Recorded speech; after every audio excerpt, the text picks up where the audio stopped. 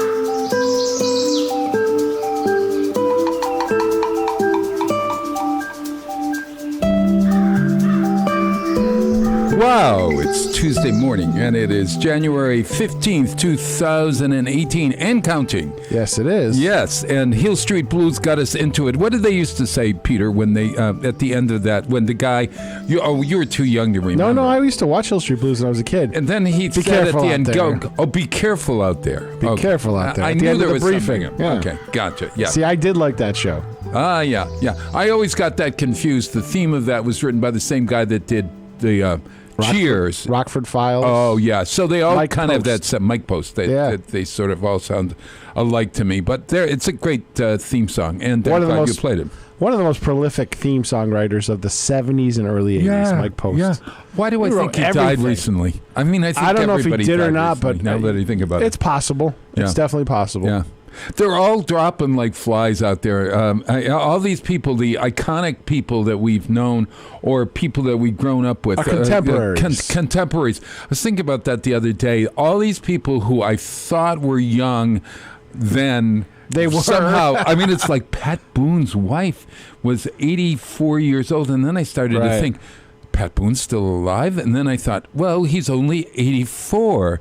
But 84 is a good life. Well, yeah, of you know course. what I mean? Well, yeah, to a 50-year-old person, it's a good life. To a 73-year-old, give me another 20 years. Median, what's the average lifespan now? I think it's like 89, I think, is somewhere in the late 80s. I believe it's gone up. Really? I know it's been steadily going up. Wow, I'll take 89, but because I was thinking I was coming in. It all depends on your mindset, though, Bob. You have a good one. Well, my body is 7 years younger than so it's supposed to be. I think. I don't know. Not because of the stupid eyes, but because of the. Jeez, will you stop? No. Stop. It has to do with the I don't know. It just seems that everything has happened to me later, like 7 years later or something. Like I might have been off when I was born. Okay. Off by about 7 years. I think it's all more about your attitude and your outlook on life and the less stress you have in your life, the longer you'll live. Oh yeah, but this face. I once had an acting teacher tell me that this was for all those who are really old. John Garfield's daughter. John Garfield was this famous B movie actor. Okay, and his daughter taught me, Julie Garfield, and she said to me, "You have more stress in your face than any other person that I've ever taught." Really? Yeah. Yeah. Well, it was on my. But that was a different era too. Yeah, it was the 1980s or so. Yeah, still a bit of a different era. Well, it was. There was a lot to be concerned about back then, but it was things were just starting to change socially too. Well, and as a gay guy, that 1981 was the beginning of AIDS. So suddenly, all of everything that we had in place sort of fell apart and crazily.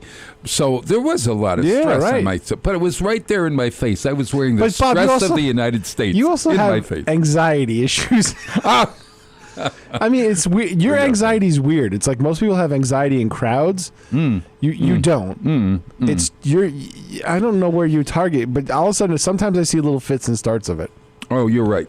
Well, quite honestly, you're astute to even say that, because when I was in my late teens, they had just diagnosed obsessive compulsive disorder. I don't know whether they even called it that. I don't even know if they had the DSM back then, but I had obsessive compulsive OCD. Yeah. And I had it so bad. There's a book called The Boy Who Washed His Hands or something like that. Mm-hmm. I washed my hands all of the time, so much that there was dry them out and cracking and bleeding and all this stuff from my hands. It was terrible, and I couldn't cross the street except at a stoplight. I had all these phobias, and it was all based on. You had to walk between the lines. Walk between the lines. I couldn't walk on lines. Okay. I couldn't walk on lines either. That sounds crazy, but that's the way it was. If I kicked a stone on the road, it would be, I would then have to stop and put it back where it was. Okay. That's compulsive. Oh, really awful. And so much so that my parents had no idea this was happening. And I was trying to hide it because I didn't understand it.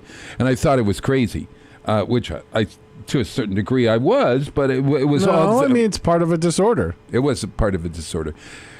So what I mean, I know that, my out for comfort or whatever is eating or cooking. So that's my out. I know it. So I know when I'm depressed, I'm going to put on weight. Sure. Oh, of course. And I know when I'm not depressed or when I'm happy, I'm going to lose weight. But when you have obsessive compulsive disorder, sometimes it gets in the way of your life. And one of the things about mental illness is one of the things that they judge that whether something is a mental illness or not, if it gets in the way of your living. I've had firsthand experience. Yeah, of course. Oh, absolutely. Yeah. So my parents came home one night, and I was babysitting my kids. I was babysitting my kids. That would have been a problem. Your relatives? No, my sister, to be exact. And I was surrounded in my bedroom by every lamp in the house. I had taken every lamp in the house into my bedroom because I was afraid that if they were plugged in, they were turned on, there was going to be a fire, and it was my job to take care of my sister. And so it looked like a lamp shop in my house, in my room. Okay. So terrible. Yeah, no, I get it. So the parents come home and they see their kid like this, and so the first thing that Catholic parents do is, well, whom they're going to take me to? The priest. The priest. So, they probably thought at that point you were possessed or something by surrounding yourself with all the lights. This is an easy fix. We'll just take him to the priest and get him exercise. Get him blessed. Yeah. So the priest told me that I was mentally ill. They took me to the priest at the Passionist Monastery. Every time I go over there, it's now a home for senior citizens over there. Yeah, they converted that. Yeah, right? yeah. I remember that when I remember going there right through high school. Yeah, for Passionist. Yeah, oh yeah, there was big things. So Father Austin McKenna over there took me in and said, "You need to see a doctor." And I said, well, Father, my parents at that don't have enough money to send me to a doctor. And I was thinking I was doing everything they can to get out of it. Right. He said, all right, since it's based on sin, it was based on sin. Okay. Everything that I did was a sin. Yeah. It all goes back to the Catholic Church. You Well, know, then it's sort of like we blame our mothers, we blame the Catholic Then they could Church. pay for it. Yeah. Oh, yeah, I should have put that in. So he said, you mean it's a sin if you kick a stone on the street? Because I'm disturbing nature. Everything was off in my thing. I like how he played that, though. Oh, yeah. So I went to him every week. It was like, I don't even think psychotherapy. Probably just to let you listen. Yeah, I'm trying to think. Put it out there. Their 50s were just the beginning of psychotherapy, so this was really kind of early. I don't know if that's a good thing or a bad thing. Oh, it was, yeah. Well, he told me, he really gave me a license to sin, and he would not allow me to confess things in a confession. I went to confession every week. Of course, as an OCDer, I wanted to go every other hour because I thought it was sinning. You know, it was awful. So he gave you a pass on the misdemeanors. He did. And I went to him for about 2 or 3 years, maybe longer. And just to talk? Just to talk. Yeah. And he got me, God, I can sin with the best of them now. There was a couple of brothers over there, the Passionist brothers, that I kind of liked when we went over there for retreats. Oh, really? And I think Brother Terrence remembers me. Terrence Scanlon. He's the only one left in this area. Oh, my God. Because he hosts... Did you have John Thomas, Brother John Thomas? Does that name ring a bell? That sounds vaguely familiar. Because he was my best friend in high school. He was over there. He's left the order, unfortunately. That's what happened. The order kind of petered out. No pun intended. They're still around, but and their monastery, their main church was in New York City. It was St. Paul's on 9th Avenue, right down the street from where I was, where I lived. On where was I? On 47th and 50th Street. So it was right there at Lincoln Center, basically. Yep. And big cathedral and stuff. But I don't know. I think they're still around because they're still doing the they don't have chalice of salvation on Sundays. I think I wish I could teach him. I wish I could teach Father Scanlon or whatever is the Brother Scanlon to have much more of a friendly demeanor. He is that's Terrence Scanlon. He is so serious Chris. You just want to slap him silly. Oh, he takes his job seriously. He's been doing that forever. Oh, yeah. It's been like 20-something years. Yeah, I he's been know doing it. that. But he reads. He needs a makeover. That's all I'm saying. He needs a makeover. I could go in there and I could, yeah. At any rate, Father Scanlon, Brother Scanlon. What's the difference between a brother and a father? I think a brother is unordained. A brother is Kind of like a monk is unordained. Most monks are not priests.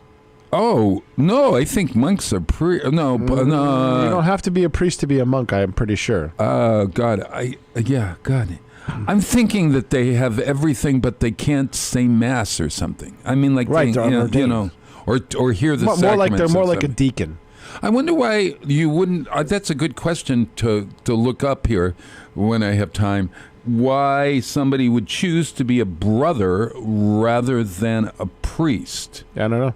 Well, I mean, all the vocations in most churches, they're having a tough time finding pastors or priests or things like that. Yeah, So yeah. it's not an easy profession to do. Well, it's not an easy profession to be in. Now, who would have ever thought that we Speaking would... of which, yeah. What do you we need to tape another Around the Common Table. Around the Common Table is our show, and it's on Sundays occasionally, right? How does this work? Well, once we get more of a stock, I'm going to start airing it weekly. I mean, we need to tape some more shows. So tell me what. Tell me what it is, because I'm on it. You're on it. Yes, it's kind of a round table discussion around a square table. Yes. With the interfaith ministers of Westfield State University. Right. And you guys kind of throw out topics and you just run with it. That's exactly right. And we and Bob, talk about believe it faith. or not, your contributions are also meaningful because you're the only lay person on the panel. Yes, I'm the lay gay. The lay gay, yeah. You're the relapsed Catholic. I'm the lay gay lapsed Catholic. Yes, and that's part of the whole deal is that there I am with a priest, a minister, a rabbi, and an imam talking several faith. ministers sometimes. Yeah, it depends. The cast kind of changes whoever's available type of thing. That's right. And I think it's a great show. Yeah, I missed it. Oh, I loved. Me too. It's like going to church for me. Since I'm a lapsed Catholic, I don't go to church, and don't blame me for that. But you probably should once in a while. My father once said to me, "I spent all that money to send you to Holy Cross and to lose your faith." I said, "Dad, I just didn't. I'm not publicly in. You never lose. I'm not a. You don't lose. Yeah. Yeah. You don't lose your faith. You just don't practice. Well, you evolve. Let's put it this way, and you can evolve into a part where your own creed or whatever. Now, this may go against others who are listening on the radio, and believe me, I understand. That, everybody has one path. We all are on different paths, and hopefully those all paths get us all toward the same thing. And don't tell it to some people. Yeah, you're going to hell. No, and not because you're gay, just because you don't go to church. Oh my God, yes. You know, really, seriously, some people believe that. Oh, I know. Well, doesn't matter what you are on the outside. If you go to church and you live up to whatever, you're going. Oh my! Like, you know, it took a while. I don't believe that. Oh no, my mother and father really, in their early days when we had stopped going to church, were really concerned that there was something going on. I mean, they had been with me with the lampshade incident, or the lamp incident. So, they were really watching for anything. But I got to say that OCD is a terrible illness, and if it's you tough. have, and if you have it out there, Howie Mandel has it, and he's got it in control, and he talks about it. Yeah. There's a great book called The Boy Who Can't Stop Washing, and then there are tons of books out there, but there is help, and you can completely, or most of the time, eliminate it from your life. Occasionally, I get a little twinge and says maybe I ought to go back and check whether I locked the door or not. Yeah, or not. But I've stopped it. I stopped it with the help of a good man back then at the Passionist Monastery. 6:19 at WSKB. It's time for our first break. And what do you have lined up for music, Bob? Kenny Rankin. I love Kenny Rankin. You know Kenny Rankin? I've heard the name, but I can't place it. So back in the 60s and 70s, actually, he died of cancer very much too young. But he had a big drug problem at one point. But he was the first time that I thought Johnny Carson has got it right. Johnny Carson used to have Kenny Rankin on all the time, and he was not a folk singer. He wasn't a jazz singer. He was somewhere in between, and he was a great guitarist. And so I love to play his music and keep him alive as best I can in my own heart.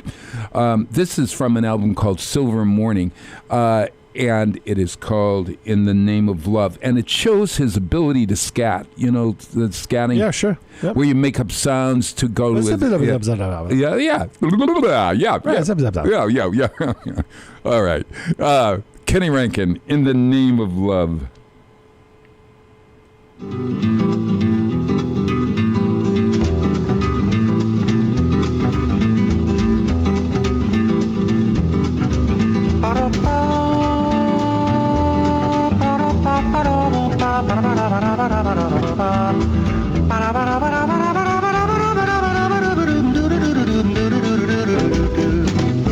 What burns and glows without flame?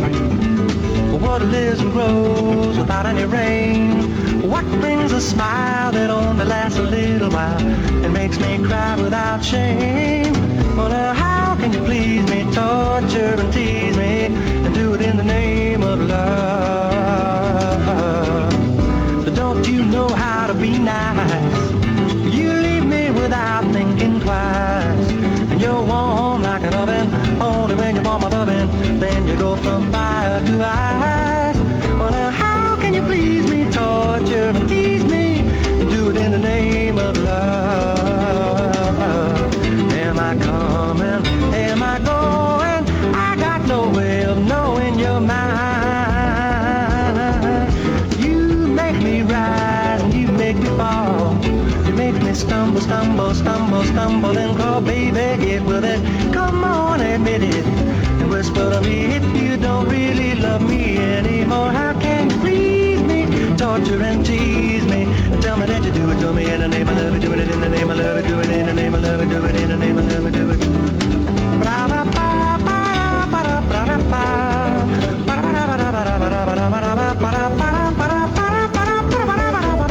You make me rise, you make me fall. You make me stumble, stumble, stumble, stumble, and crawl, baby, get with it. Come on, admit it, and whisper to me if you don't really love me anymore. How can you please me, torture and tease me, and tell me that you do it to me in the name of love, do it in the name of love, do it in the name of love, do it in the name of love, do it in the name of love, do it in the name of love. Yeah.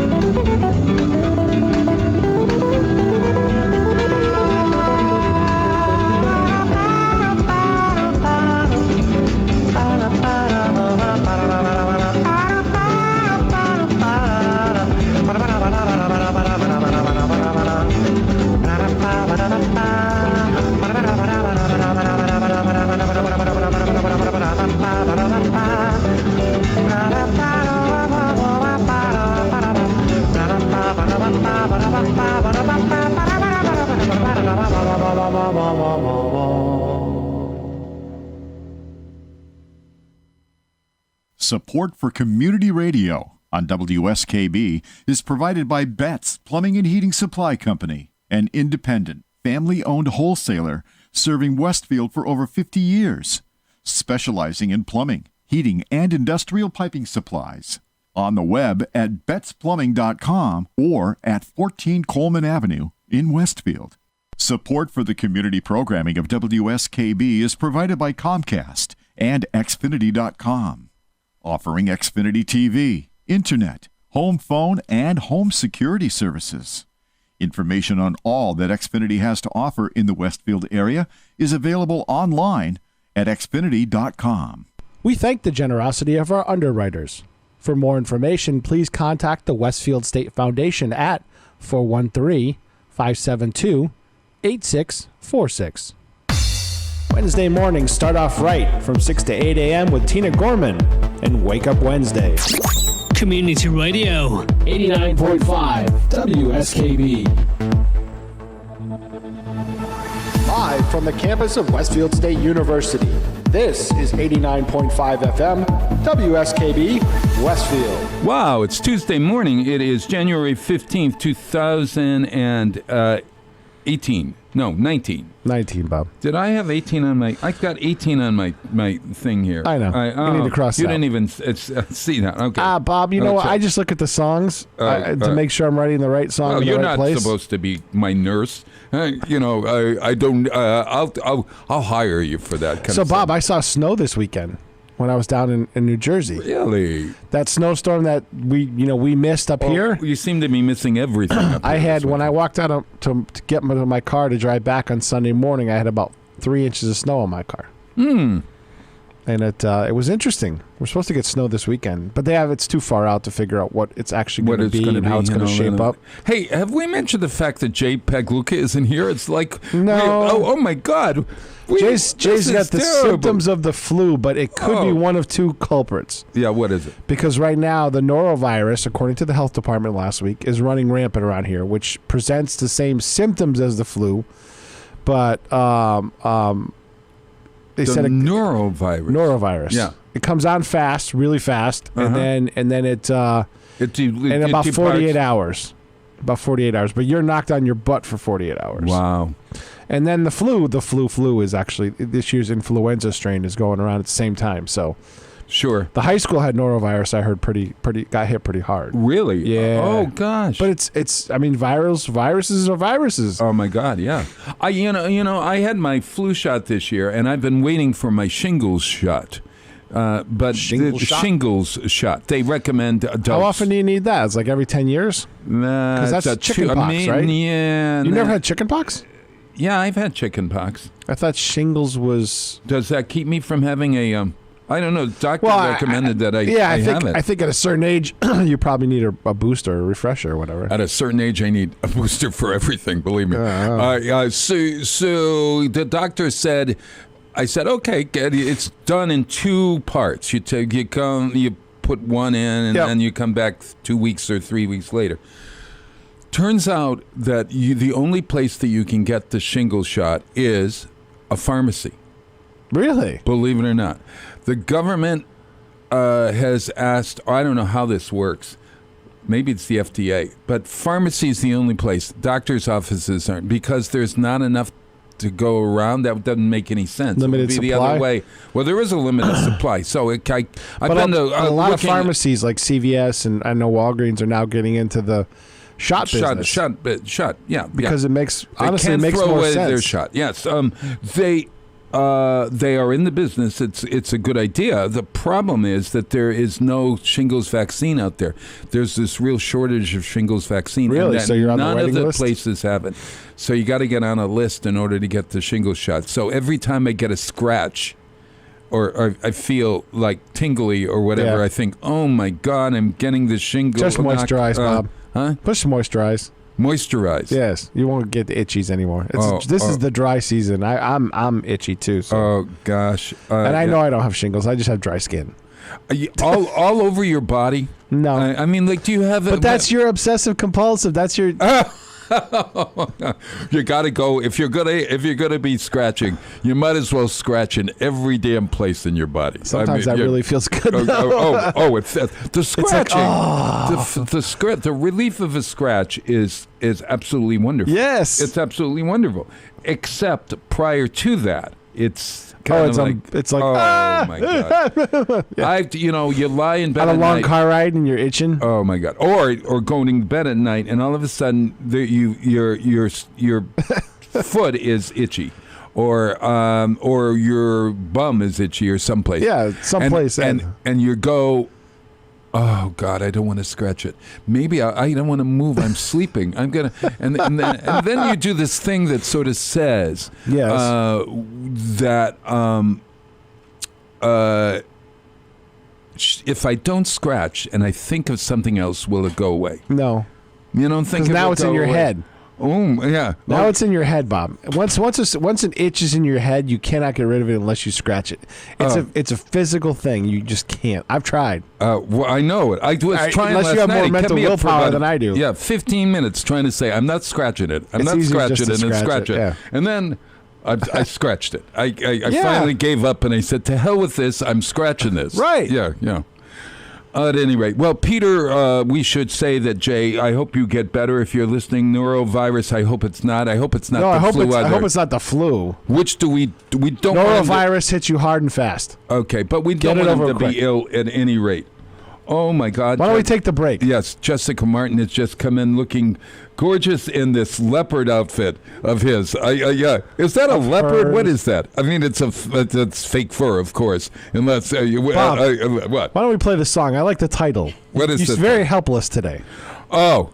Yeah, incidental. I can talk about this afterward. This is from Hamilton. This is my friend Lin-Manuel Miranda's song. Hamilton opened in Puerto Rico for 3 nights. I know. 3 weeks this day. JetBlue is doing a contest where you can win a last-minute flight. I joined. To win. Oh, my God, yes. I'll do it. Oh, yeah. I'm in. I really want to do it. But so tonight on the Jimmy Fallon Show, they're in Puerto Rico. And this is the first time the Tonight Show has gone to Puerto Rico. It's going to be a great time. So if you Google it or find it in some way, watch it tomorrow or tonight.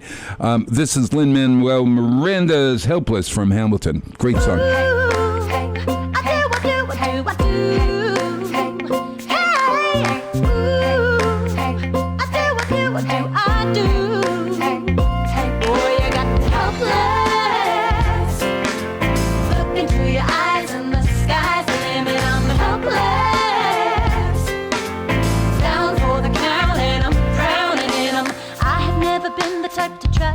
Spotlight. We were at a revel with some rebels on a hot night, laughing at my sister as she's dazzling the room.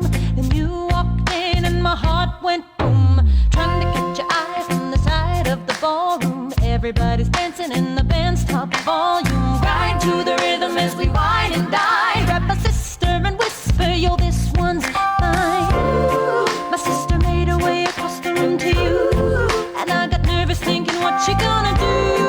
She grabs you by the arm, I'm thinking I'm through. Then you look back at me and suddenly I'm helpless. Oh, look at those eyes, oh, yeah, I'm helpless. Down for the count and I'm drowning and I'm helpless. I am so into you. Look into your eyes, so into you. I'm helpless. I know I'm down for the count and I'm drowning and I'm. Where are you taking me?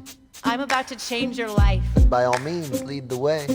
Elizabeth Schuyler, it's a pleasure to meet you. Schuyler, My sister. Thank you for all your service. if it takes fighting a war for us to meet, it will have been worth it. I'll leave you to it. 1 week later, I'm writing a letter nightly. Now my life gets better every letter that you write me. Laughing at my sister cause she wants to form a harem. I'm just saying, if you really love me, you would share 'em. Ha! 2 weeks later in the living room stressing. My father stone-faced while you're asking for his blessing. I'm dying inside as you whine and dine, and I'm trying not to cry cause there's nothing that your mind can't do. My father makes his way across the room to you.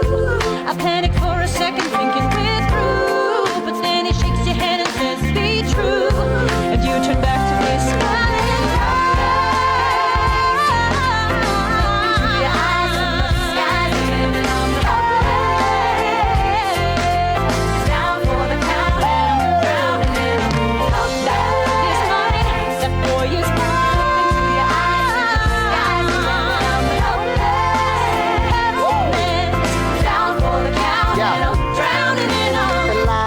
I don't have a dollar to my name, an acre of land, a troop to command, a dollop of fame. All I have is my honor, a tolerance for pain, a couple of college credits and my top-notch brain. Insane, your family brings out a different side of me. Peggy confides in me, Angelica tried to take a bite of me. No stress, my love for you is never in doubt. We'll get a little place in Harlem and we'll figure it out. I've been living without a family since I was a child. My father left, my mother died. I grew up buck wild, but I'll never forget my mother's face, that was real. As long as I'm alive, I swear to God you'll never feel so.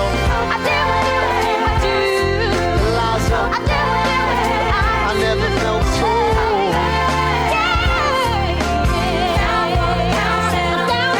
Yeah, my life is gonna be fine, cause it lies in it. I look into your eyes, the sky's the limit now.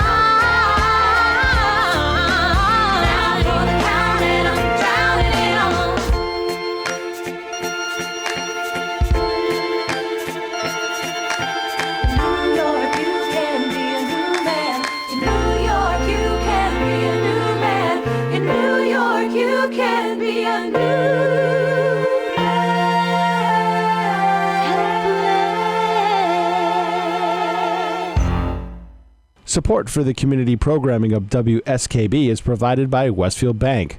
For more than 160 years, Westfield Bank has been an important community presence and commercial leader in the Pioneer Valley. With convenient full banking services in Westfield, West Springfield, East Longmeadow, Agawam, Feeding Hills, Springfield, Southwick, as well as Enfield and Granby, Connecticut, visit us on the web at westfieldbank.org. We thank the generosity of our underwriters. For more information, please contact the Westfield State Foundation at 413-572-8646. It's Tuesday morning from 6 till 8. Wow, it's Tuesday with Bob Plass. Community Radio. 89.5 WSKB.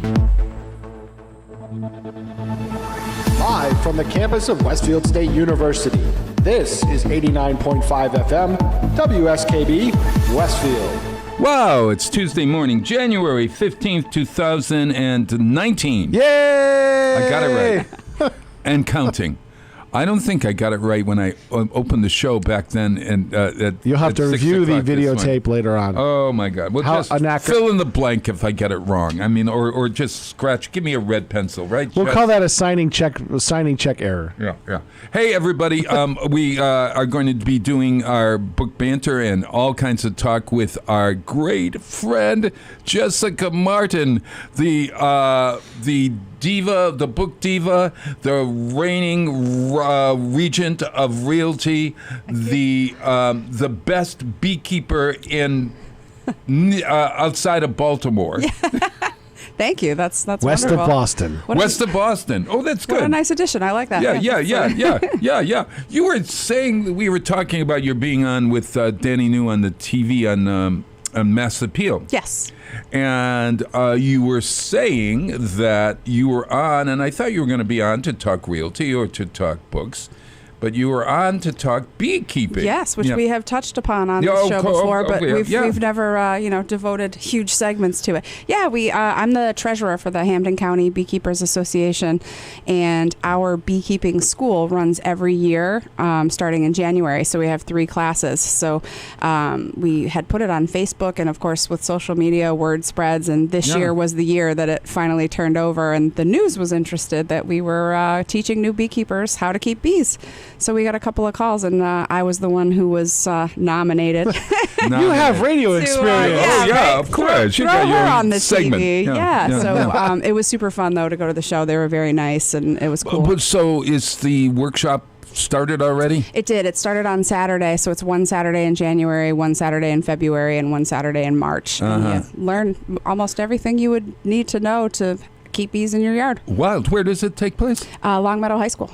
Longmeadow High, but you can come in on your second or third. You probably... You could. I guess you could. You would have missed the first classes, but we do the club. I tell people, if you're thinking about beekeeping, joining a club, and every county in Massachusetts has their own club, but joining a club is super helpful because then you have access to support, because keeping bees is tricky and you don't really know what you're doing until you physically get your hands into the beehive. So having a group of people to support you. We have beekeepers in our club that are brand new all the way up to people who've been keeping bees for 30 plus years. Really? We have professional beekeepers in the club. So ask 10 beekeepers the same question. You'll get 10 different answers, but at least you'll have them to talk to. Oh, no. That's very, very true. Well, so, the name of the group is? The Hampden County Beekeepers Association. The Hampden County Beekeepers Association, and you're on the internet. I met them over at the Eastern States Exposition. Yes. Oh, they're bees are big at in the Massachusetts building and in the Farmerama building. We do a booth every year where you can find the queen, and we have live bees and all that stuff. I remember this when I was young. Find the queen. Yes. I was looking all over the crowd. Someone put oh my God! No, it's not there. It's over here in the. How many times have you been bitten? Stung, I would say. Oh, you'd say the word stung rather than bitten? Bitten, yes, because they're using their stinger. They're not. You bite with your mouth, right? So bees don't bite with their mouth. They do not. They sting. It's on their bum. Yeah. So they don't. The only thing they do for their mouth is to collect pollen. Yep.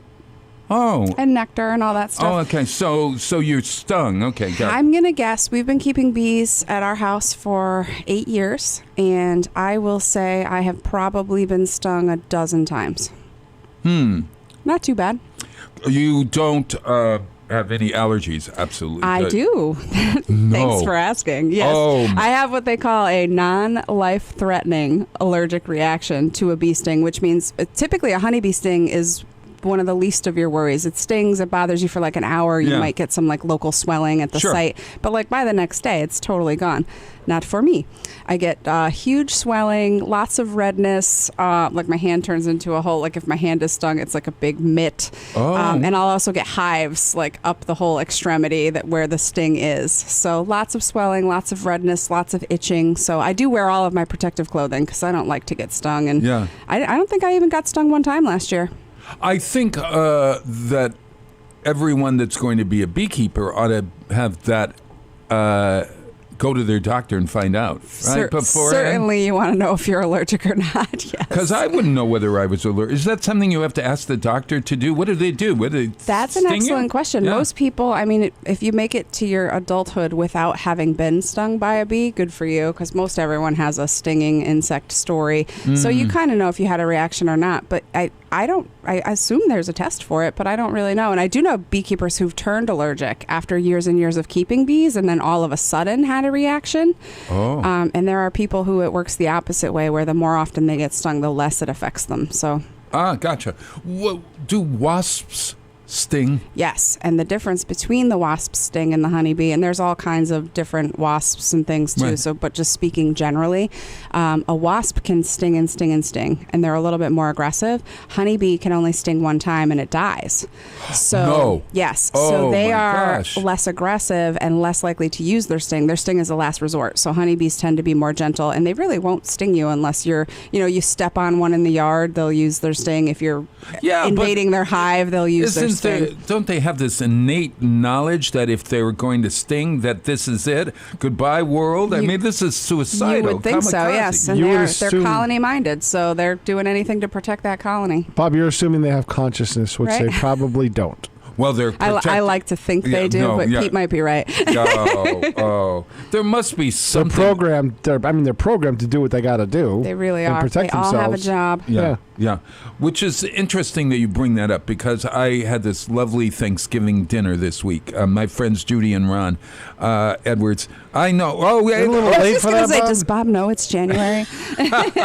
You had a nice turkey dinner. Yes. No, Judy called it a Thanksgiving dinner because she was unable to cook for her friends earlier in the year, and so consequently we had turkey. These are the guys and the friends who take care of her house and stuff when they're gone, and she's so generous to us. But her son Dan has this is studying human design something, and it's based on where you are and what time you are born. It sounds like the zodiac, but it's a bit different. And portals, gates of entry into sort of like chakras that determine who and what you are. So in the middle of the Thanksgiving dinner, he read me. It sounds very. I'm trying to think. Was it not Buddhist? What's the religion that's into? I'll remember soon. But he was able to tell me what I had propensity toward and whatever. And it was accurate? It was very accurate. But then I started to think, could this be as accurate? I mean, I wanted to. He said a lot of nice things, and when somebody's saying nice things, you're not going to disagree with how beautiful. Yes, that's exactly right. Yeah.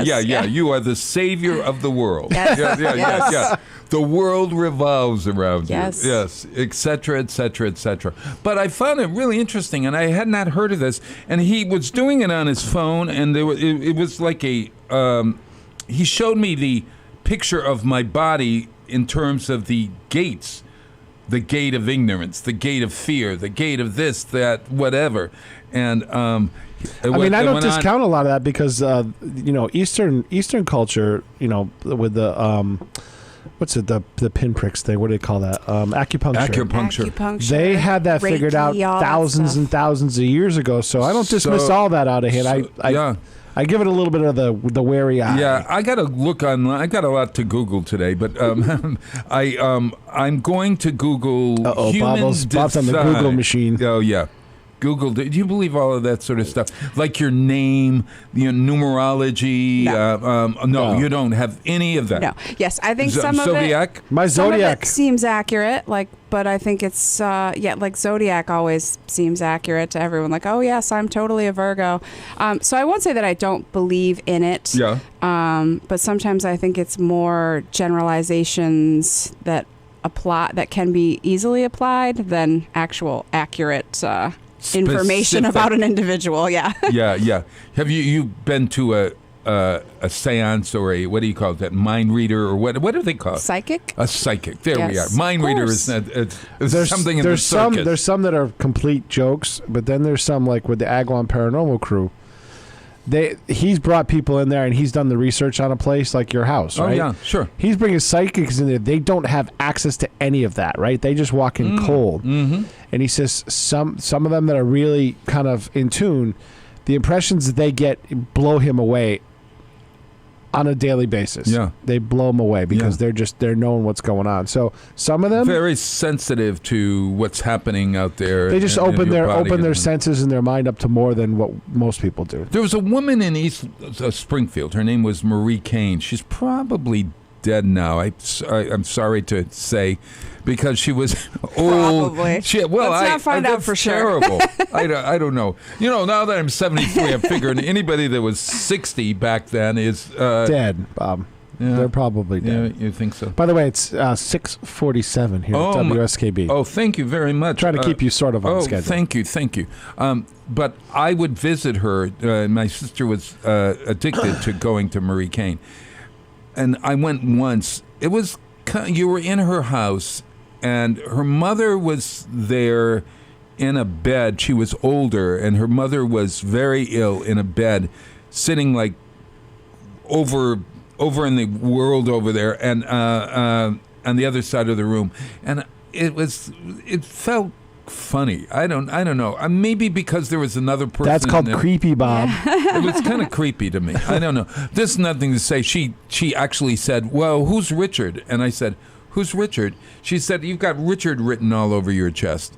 And I said, "Richard? Well, that's my twin brother, Richard." And so that, I think that's the only thing I remember. She might have been in tune. Yeah. She was getting money. She was certainly in cash. We know that much. Some people are in tune. All right. Yeah. Well, speaking about in tune, this is one of the new artists. Last week, have you ever heard of Greta Van Fleet? No. It's a band.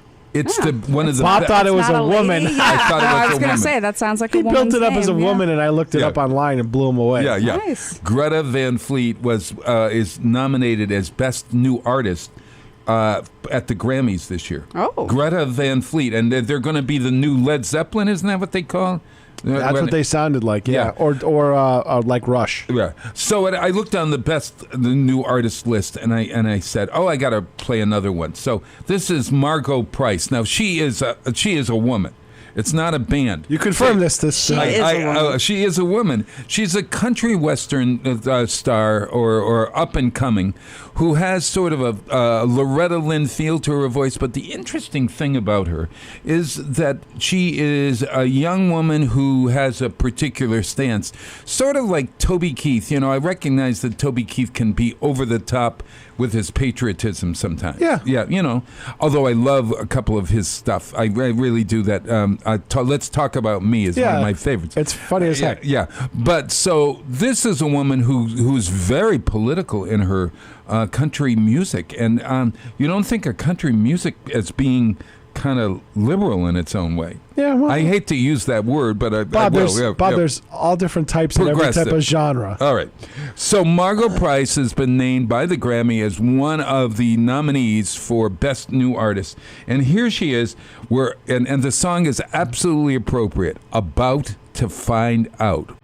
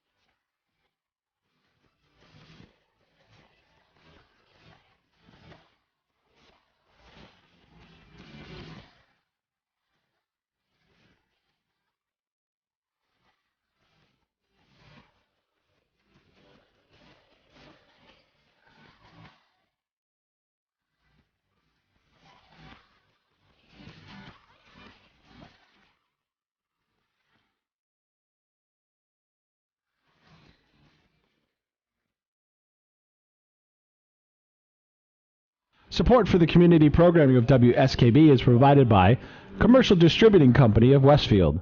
Now in its third generation of family ownership, Commercial is one of the premier beverage distributors of Western Massachusetts. The Plasek family and the staff of Commercial Distributing wishes you good times throughout the year and urges you to drink responsibly. Support for the community programming of WSKB is provided by the Barnes & Noble College Bookstore in the Ely Campus Center, offering Westfield State t-shirts, sweatshirts, and gift merchandise, all of your academic needs, and offering textbook materials in new, used, ebook, and rental formats. Available at the bookstore on campus or online at westfieldstate.bncollege.com. We thank the generosity of our underwriters. For more information, please contact the Westfield State Foundation at 413-572-8646. Discussions of local politics, events, happenings, and miscellany potpourri. Ken's Den, Tuesday, 8 to 10.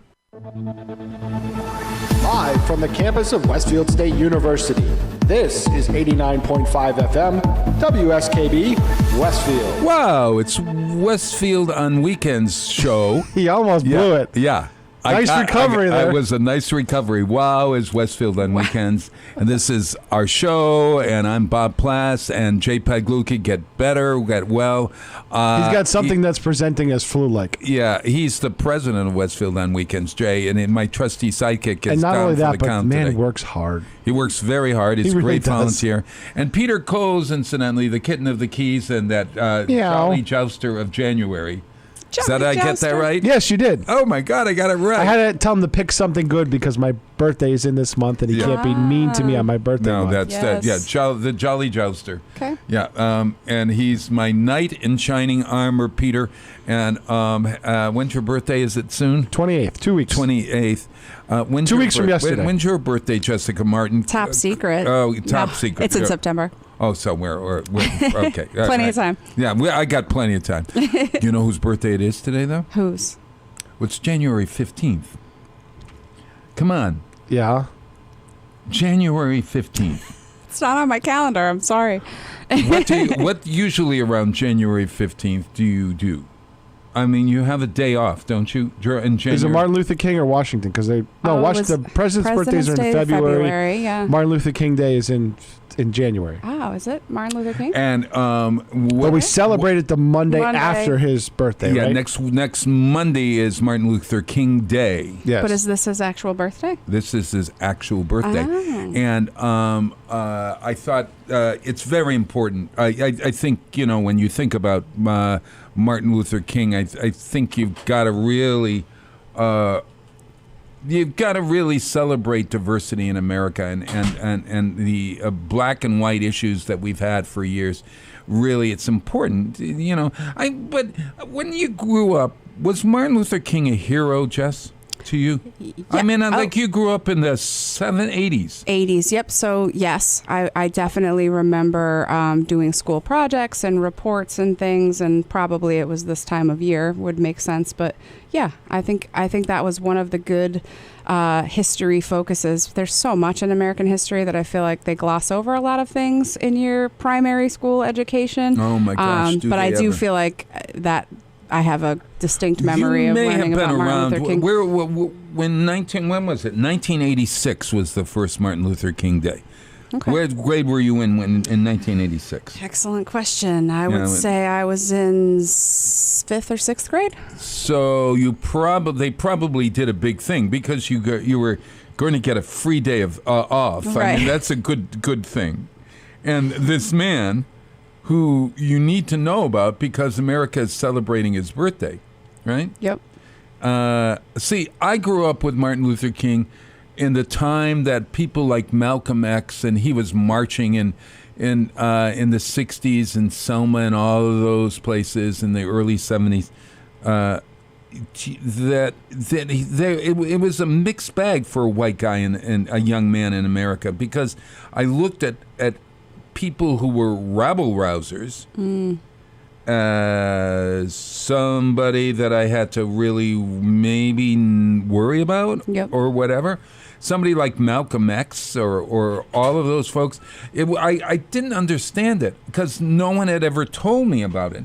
And every history course ended just before the Civil War. So I never got to the Civil War. Right. So I didn't really know about slavery and all that. I'm just saying that when I grew up, Martin Luther King and the marches in Selma and everything, being a white northern young man in his maybe late teens, really did not. It didn't equate, and he was not. He really, was because when I was in high school, it was really taught. I mean, you knew about the Civil War, you knew about the aftermath of the Civil War, why the war was fought, and it was pretty plain to see why it was fought. It was fought over slavery. Oh, very, very true.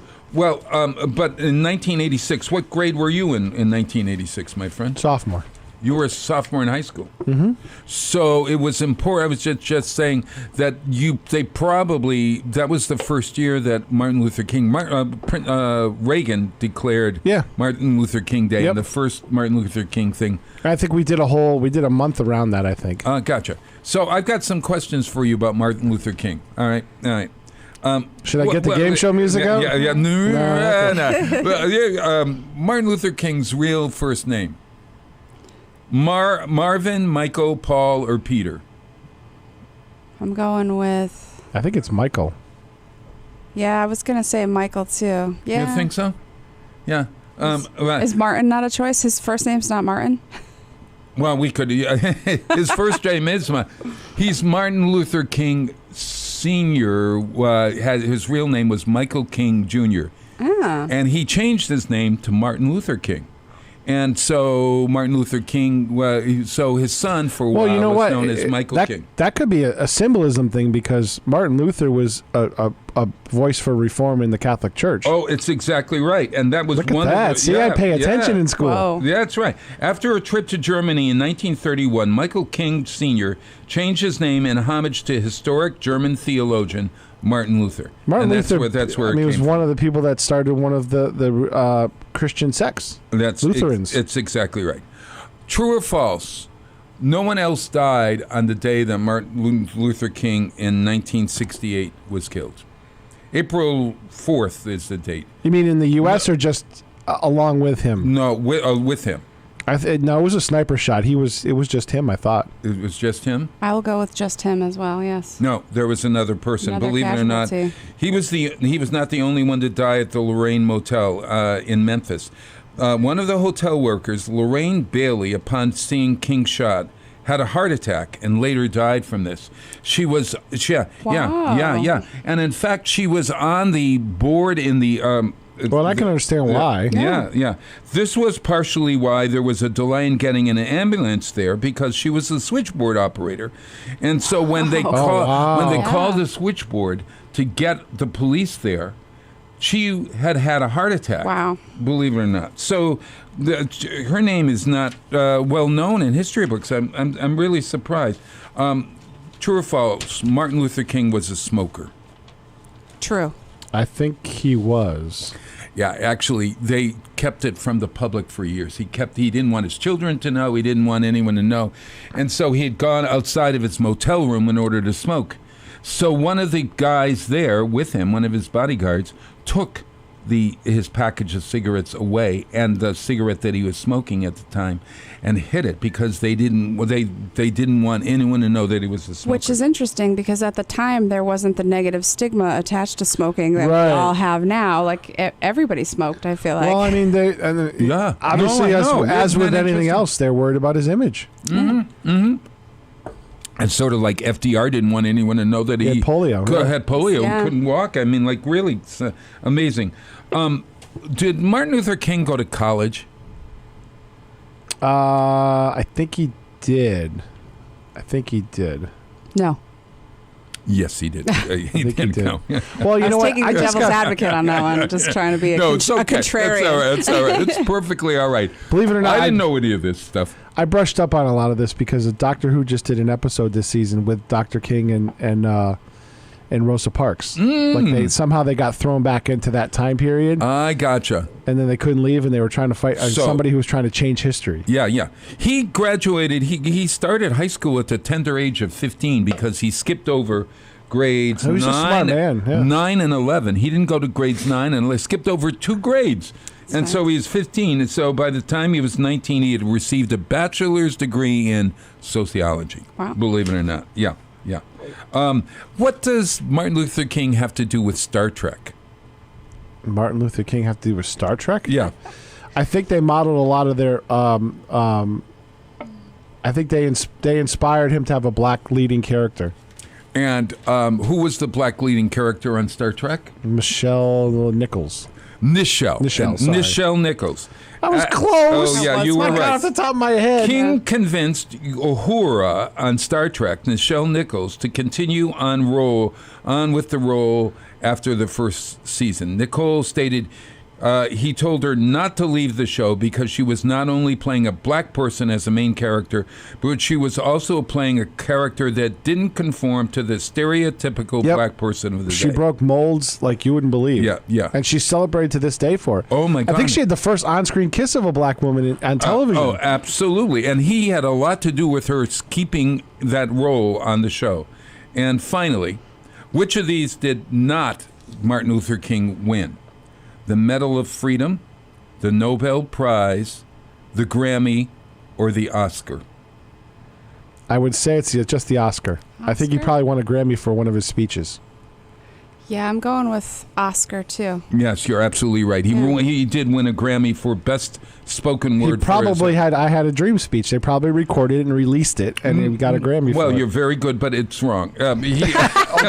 He won it in 1971 for Best Spoken Word Album for the album Why I Oppose the War in Vietnam. That was the year I was born. Yeah. 71. Wild. Do you get this? There are... so that album will be 48 years old this year. It's exactly right. How old would Martin Luther King be? That's a good question. When was he born? Oh, God, I don't have that on here. When was it? At the age of 12 in 1941. What's 12? 41 was how many years? 59 years, right? Add 12 to that would be 71? 29 he was born. So he was born in 29. So how old would he be? 90? No. He would have been 90, yeah, because it's 19. He was born in No. 100 and something. We'll check and come back. Anyway, happy 100 and something birthday to Martin Luther King. And next Monday is the holiday, so have a good time. Are you glad I did that? Now you know some stuff more about Martin Luther King. Yes, thank you. Thank you for the education this morning. My pleasure. What was Martin's first name? Michael. Okay, good. Hey, speaking of politics, I was like, I did this wall. I want to take the break and then you can do the politics. Oh, yeah, no, and I need to explain why I'm playing this song. Okay, quickly. January 15th, 1929. So how old would he be? So 110 years old? No, you take 100 and minus 10, so that would be 90. He's right. 100 would be 2029. Oh, all right. Be 90. He would only be 90, so he could still be around. What can you imagine? If he wasn't assassinated. Well, a lot of people around that time were assassinated. Yeah. RFK was assassinated. Yeah. Okay, so at any rate, I'm last week I was looking for a song all week long because The Wall was the big thing we talked about. Now we're over the wall. Now we're on to something else, and now we're on to fast food. God help us. At any rate, funny. So I'm looking all over for a song that about the wall, and then I remembered back in the the middle 50s, or maybe in the late 50s, a woman named Toni Fisher had a big hit about the Berlin Wall. And I don't know if you've ever heard the song, but I can't get it. I found it, and it's called West of the Wall, and it was this huge hit. And when she starts, it is so happy. There's something about this. And like all songs in the 50s, like Hot Diggity, Dog Diggity, Boom, I'm a Circus Clown, they have the chorus come in and sing the song. This is a very interesting number. See if you like this. West of the Wall. Your lover's on one side of the Berlin Wall and you are on the other. And this is what happens. West of the wall, I'll wait for you.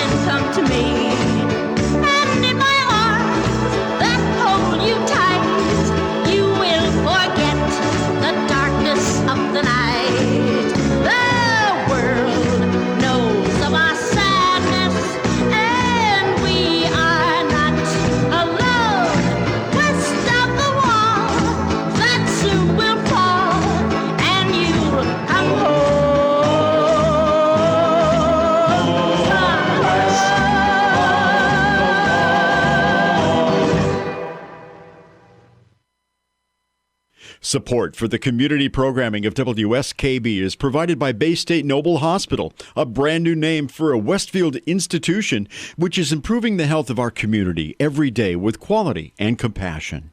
Noble Hospital and Bay State Health, better together. Support for the community programming of WSKB is provided by Bay State Dental.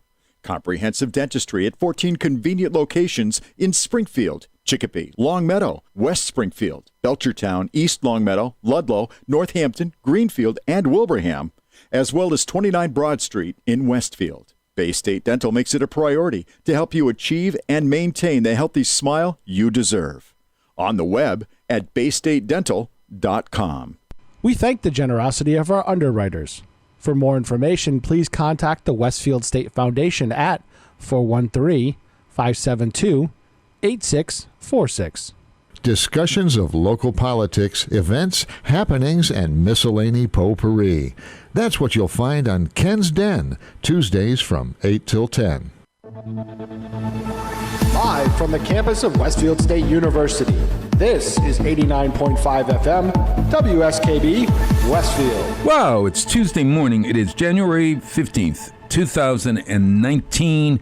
Happy Martin Luther King's birthday. It's not the holiday today. It's next week. That'll be Monday, yeah. And that's also the day that we get out there and volunteer. I think, isn't it National Volunteers Day as well? Similar to that's what Martin Luther King was doing with his life, volunteering his... I don't know. You might be right. I think I am. I'll buy that. Yeah. So at any rate, but we'll still be on the air next week. And we've got Jessica Martin, bookstore diva, and reigning realty regent and beekeeper of outside of Baltimore. Yeah. Yes. Thank you. Good morning. Yeah. Hey, are things... I wanted to ask you about staging houses. Do you stage houses? I do. I have a certificate in staging. You have a certificate in staging. I don't want to. I don't want to brag too much about it because anyone can get it. You just take the class and they give you a certificate. But I did take the time to take a class on staging, and I do think it's super important if you want to maximize the price you're going to get for your house when you sell it. It is important to stage it, make sure it looks nice for not only the photos that are going to be presented online, photos and videos to get people to come to the house, but that you do keep it staged for showings. So when potential buyers show up at your house, it looks nice. And it doesn't have to cost a lot of money. How do you tell people who have hired you when you go into their house and you go, oh my God, they're going to sell this? Yeah. What? Yeah. How do you do that? That's tough and sensitive subject. So myself, I try to focus on some of the positive things in the house, find out by asking people what they love about their house. Right. Focus on that, and then... Do you ever say, could you just pick up this bedroom? 100%, yes. You have to be honest because I find a lot of times with people who are selling their homes, everyone has an emotional attachment to the place that they've called home and lived in for a very long time. So it has a different value to them than someone looking at it from the outside. Yeah. So as part of your job as a realtor, you have to point out like, hey, I know you love this place, but let me point out some of the things that other people might not find so desirable, like all that laundry on the dining room table's got to go. Oh my God, are those dishes in the sink or your old Perry Como posters on the wall? No one's this. Yes. Yeah. And the staging. Staging is more than that, though, isn't it? Yes, but it starts off as simply as that. And that's staging is a great scapegoat when you're talking to clients. It's also a nice way to get them to clean the damn house. Exactly. So the first step of staging is cleaning and making everything as light and bright as possible. So it's decluttering. You want counters clear, tables clear, everything clear. Getting rid of stuff. I'm in the process.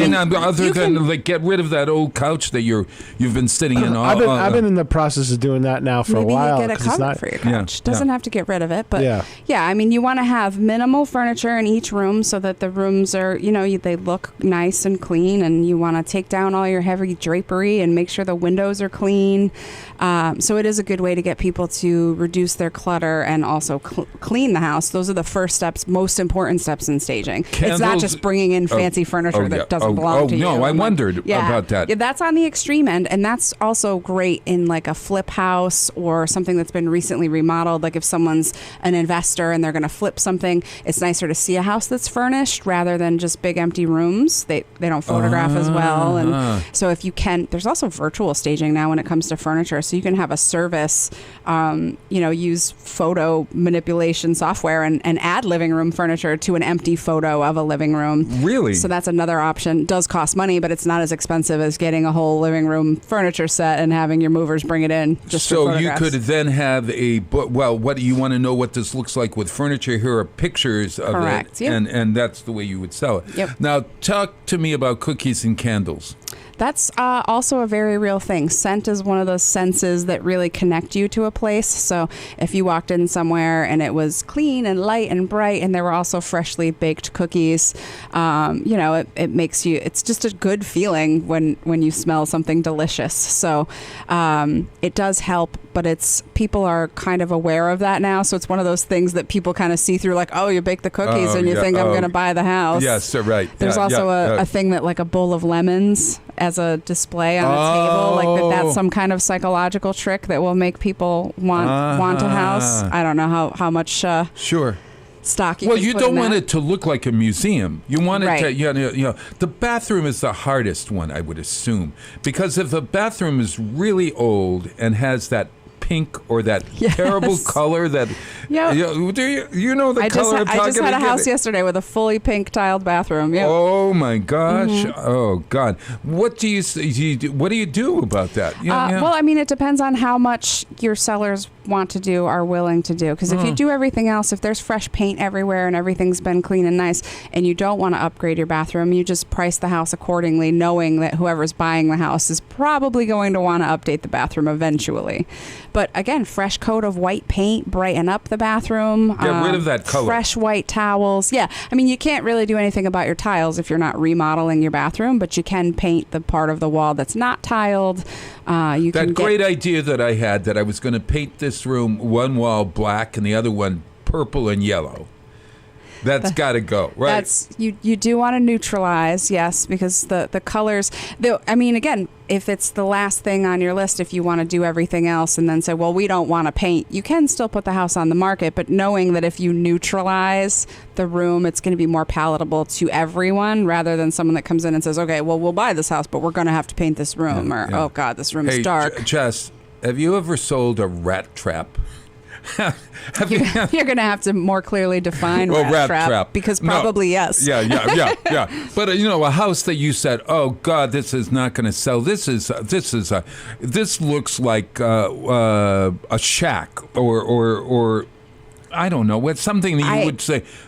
No one is. That's called rustic, Bob. Yeah, rustic. You use the word rustic. As a listing agent, I have not had a property that was so bad that I was, going to have a hard time marketing it or selling it. But as a buyer's agent, I have definitely had buyers surprise me and pick a house that I would have never thought that they would pick, or that it needs a lot more work than I would have wanted to tackle. Or some people are into fixing places up, and they really believe in sweat equity to make it their own. Deal. Yeah.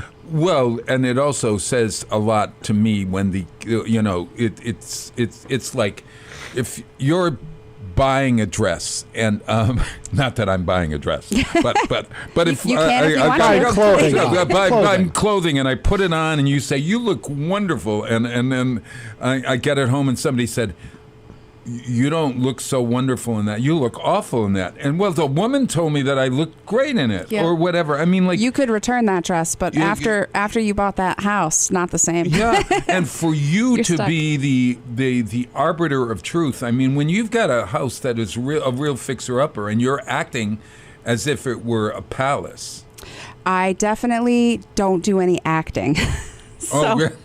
That's not something I've ever been good at. Oh, really? So I am honest with my people, especially younger people. I work with a lot of first-time buyers. I love my first-time buyers. I like going through that exciting experience with them. So I am super honest with them once I get an idea about how realistic they are, about how much they can actually handle when it comes to home improvement projects. How much they can handle in terms of looking at a house that looks awful. Yes. And imagine it and as thinking something, like, oh, we can just paint this or paint that. Like, I will say, I don't know that you guys are qualified to tackle this project. Like, think about living in this mess because it could take you years to fix it up. Is that really what you want? Yeah. Or do you want to come up a little bit higher in price and get something that's a little bit more manageable? Do you ever do that thing on Love It or List It? The guy on Love It or List It sometimes takes people to a house. What do you want? And they tell you what you want, and then he brings them to a house that gives them everything that they want, and it's like $1 million home, and they only have $200,000 to spend. Typically, no, not if it's too far over budget. But in the opposite sense, what I was just saying is when people think, oh, I want to only spend $85,000, I will take them to the $85,000 house, and I will watch their faces drop when they get inside, and I say, see, it's not worth saving the $25,000 when you can go over budget and have a functioning bathroom. And you know what the other thing too is that's why right now I prefer to rent. You know, being in my situation, being single, you're better off renting than try to keep up a house on your own because the landlord takes a lot of the liability of a homeowner out of the way. Well, it's true. And there's still some stuff you have to you still some stuff you have to do yourself, and I like to do. But if the roof leaks, you don't have to replace it. Correct. Yeah. No, correct. No. But on the other hand, and with my financial situation too, it works better for me. Sure. James and I were renters until we were in our 60s, I think. Maybe late 50s or 60. Yeah, 60 we bought the house over here. Okay, so we rented all that time. And everybody kept saying, you got to buy something. It's you have to buy something because it is an investment for yourself. Yep. And you really, the property ownership, while it is underrated or overrated, I guess is probably both, the word, both underrated and overrated. There is something about property ownership that renters in New York City never know. Just think of all the money that I've thrown away on rental property. I mean, do you have that discussion with folks? I do. And like I said, back to the first-time home buyers that I love so much, I love encouraging young people to invest in real estate early because I was the happy recipient of that advice when I was in my 20s. So I bought my first house in my 20s and I was able to buy another house, and I'm a landlord now, and it's just great for your financial future, your wealth in the future. If you own real estate, you can always liquidate it, you can always rent it, but it's really great to say, okay, well, you're only 25 and you're going to buy this condo now, and then who knows where you're going to be 10 years from now. You might be married, you might be having your first kid, and you want to move into a bigger place, but you've had all this time to save some more money for another down payment, and now you have another person's income to consider. So let's get you another place, keep your condo, rent it out, get it paid off, let someone else pay it off, and then just keep going around in that cycle. So I do encourage buying for that reason because, you know, if you want to have some wealth, own some real estate. Yeah, wild. Wonderful advice. Jessica, if people wanted to, you're at Jessica Martin Realty, .org? .com. .com. Yep. Okay. She's a .comer. I'm a .comer. You're a .comer. Jessica Martin Realty .com. And hey, how are you doing on your New Year's resolutions? So I am not a resolution maker per se, but I made some changes, and yeah. I really like them. I have implemented them, and I've gone to a paper schedule rather than using my phone for everything. I'm using a planner, which I love. Yeah. I added movement for January. Everyone adds, the fitness routine. Movement. Oh yeah. Yes. Mine is movement in the air quotes instead of an exercise regimen. Is it every day? Yes. My resolution is move your body every day. It doesn't matter what it is, but go out and do something. So sometimes it's a short walk, and sometimes it's a little bit of yoga, and sometimes it's a jog. And it's cold outside right now too. I'll tell you, I'm trying to take the stairs more because I have to go a lot between the basement and the second floor. Well, even if it's down the stairs. Oh, God, that's good. That's very good. Peter and Jessica, I made the decision that I was going to have. I heard this thing that said if you do cardio 20 minutes 3 times a week, that it's going to increase your It's likelihood helpful, of living like 10 years more or something. So I said, I'm going to do cardio. Did you join a gym? No, I'm not going to get out there and have people see me do cardio. I'm embarrassed. What's your choice for cardio? What's your exercise? Wait a minute, Nabil Hanoush, if you're listening, we got one for you. So I'm going to show you my cardio. In fact, you're going to do it. Bob, don't show me your cardio. Bob, let's take the break, and you can do it during the break. No, I'm going to take the break. People can see it. Oh, yes, I know. They're going to see it. If you turn on Channel 15, you can see my cardio. WestfieldTV.org. No. Okay, wait a minute. Hold it, Peter. So John F. Kennedy wanted every high school kid in America and school kid in America to exercise. He thought that was going to be the solution to our problems, among them in the 60s. Sure. You get them exercising. So we went to Meredith Willson, who wrote The Music Man, and he said, write me a song that can be played in schools. And then he went to Robert Preston, who was playing The Music Man, and he had him record this song. And there's a 6-minute version, and there's a shorter 2-minute version or so. And this is called Go Chicken Fat Go. And I wonder if your teacher, somebody out there, might have had even this in their classrooms. But I'm not going to do what Robert Preston does, but I'll show you. You're welcome to join me if you like. I'm going to try. All right. Ready? Let's go.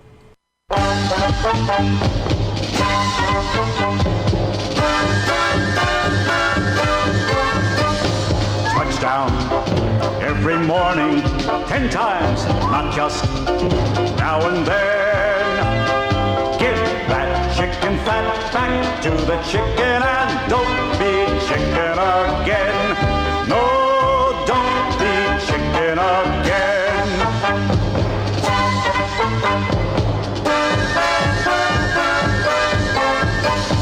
Push up every morning, 10 times push up, starting low. Once more on the rise, nuts to the flabby guys. Go, you chicken fat, go away. Go, you chicken fat, go. Get ready now for exercise 1. Stand with feet together, hands behind your head. Bend and touch your elbow to opposite raised knee.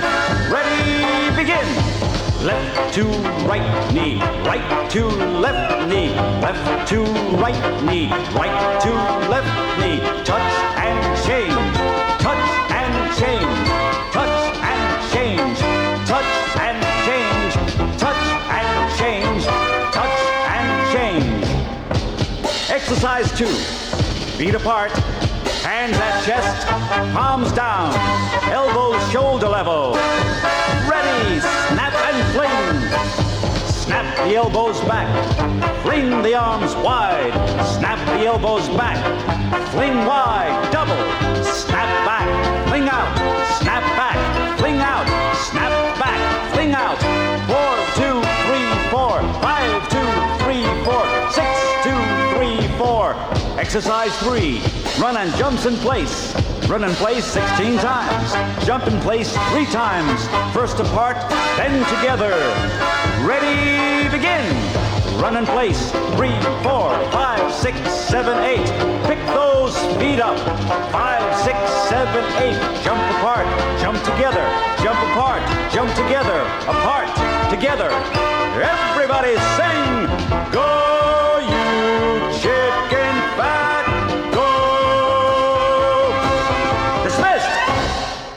Support for community radio on WSKB is provided by Betts Plumbing and Heating Supply Company, an independent, family-owned wholesaler serving Westfield for over 50 years, specializing in plumbing, heating, and industrial piping supplies.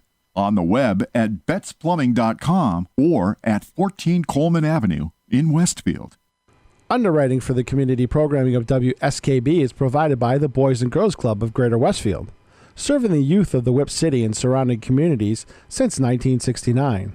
For more information on the Great Futures Club for ages 3 to 5, happening weekdays, and the Club Teen Center for ages 11 and older, weekdays from 6:30 till 8 p.m., go online at bcgwestfield.org or visit the club at 28 West Silver Street. The Boys and Girls Club of Greater Westfield. Great futures start here. We thank the generosity of our underwriters. For more information, please contact the Westfield State Foundation at 413-572-8646. Friday mornings is something different on 89.5 FM. It's JP's Talk About Town. Community Radio. 89.5 WSKB. Live from the campus of Westfield State University. This is 89.5 FM, WSKB, Westfield. Wow, it's Tuesday morning. Hey, we're a little out of breath, but that wasn't that good? That was a good workout. Good. It's called Go Chicken Fat Go. It's also known as chicken fat, and you can get it in a longer version or a shorter version. And so at any rate, I've been doing that almost every day. Now, Jess, I was just saying to you that what I did was I decided that I would walk the dog at a fast rate. After you worked out God, already. We had this woman. Somebody let Bob catch his breath. Yeah. Oh, my God. So, yeah. So there was this woman in the neighborhood. We used to call her the Mad Walker. And then She's walking very fast, pumping her arms with her head down. Right, it's exactly right. And you would pass her, and you would say, hello, good morning. Nothing. Boom, boom, boom, boom, boom, boom, boom, boom. And I thought, could I really do this in public? Could I really walk fast in public? Yes. So then I said, no, I'm just going to walk at a faster rate. Then I realized, oh my God, if I get my heart at home doing the... Yeah. So then I doing realized... the chicken fat go. Go chicken fat go, or I play the soundtrack to Mary Poppins. And if a song's 4 minutes long and 2 minutes long, or I try to do like 15 minutes of music and then go walk the dog. And walk the dog, so when the dog stops, I have to keep moving. Yeah. Okay. And then when people stop me when I'm walking and want to talk with me, you have to say, can't now. I can't. I'm having cardio. Yes. I'm doing cardio right at the moment. Can't let my heart rate drop. I can't let my heart drop. Gotta go. This is really, if I could do that all day long, I get places. Yes, yes. So at any rate, my problem, Jess, maybe you can answer this question. When I do my walking in place or my jumping back and forth, et cetera, I've got my hands in a kind of like fetal position. Okay. I've got my hand, it's a fist, okay? You're clenched. I'm clenched. I've clenched fists. For some reason, well, I know what the reason is, carpal tunnel. This is exacerbating my carpal tunnel. Ah. So now I have to. I got to keep the hands loose. Okay. And so this is, and now I'm looking a little spastic when I'm because now I'm conscious that my hands can't be clenched because it leads to my carpal tunnel. Right. At any rate, so and then I thought, God, I can't be.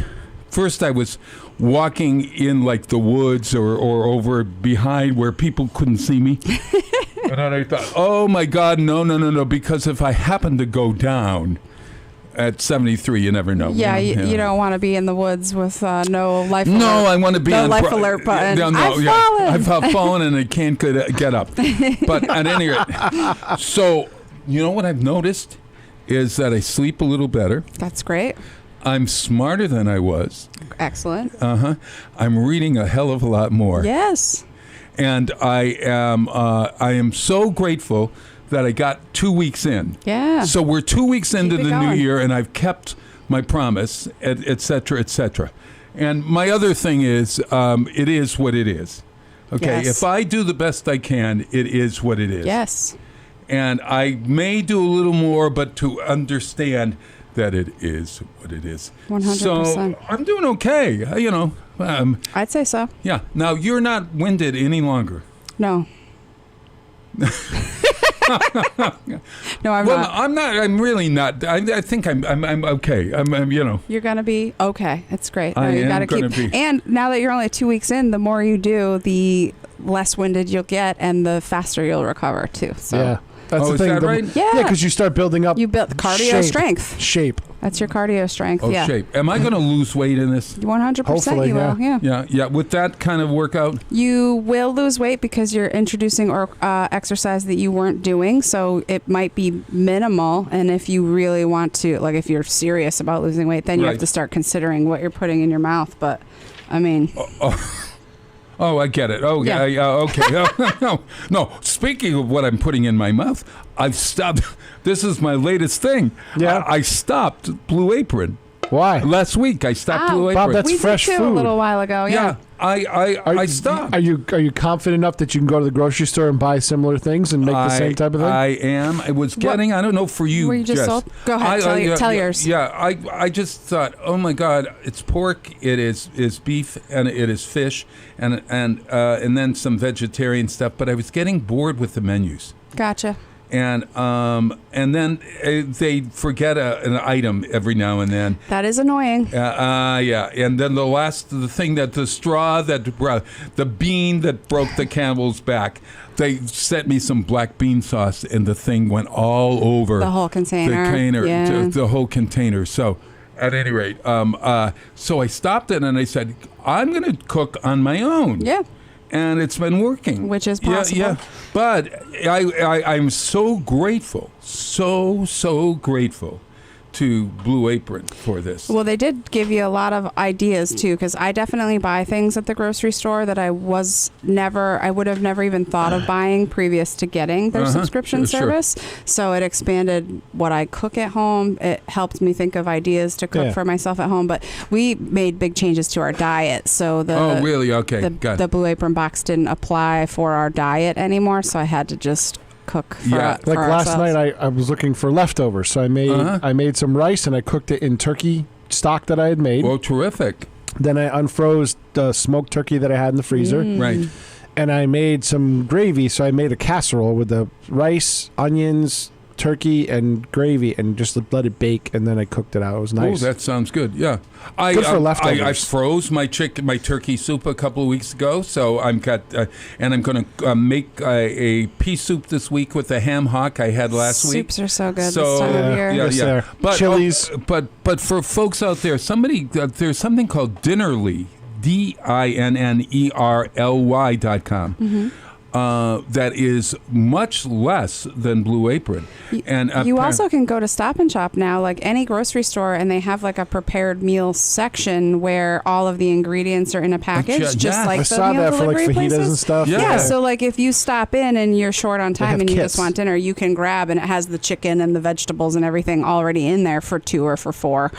So grocery stores got keen to the idea that the mail order services were cornering the market. I'm wondering about with Blue Apron if these services are going to last. I'm sure they will, because I think people like us are going to drop in and out all the time. The mail order thing is not going away. People love to have stuff delivered. They love to just get, click and all of a sudden it shows up.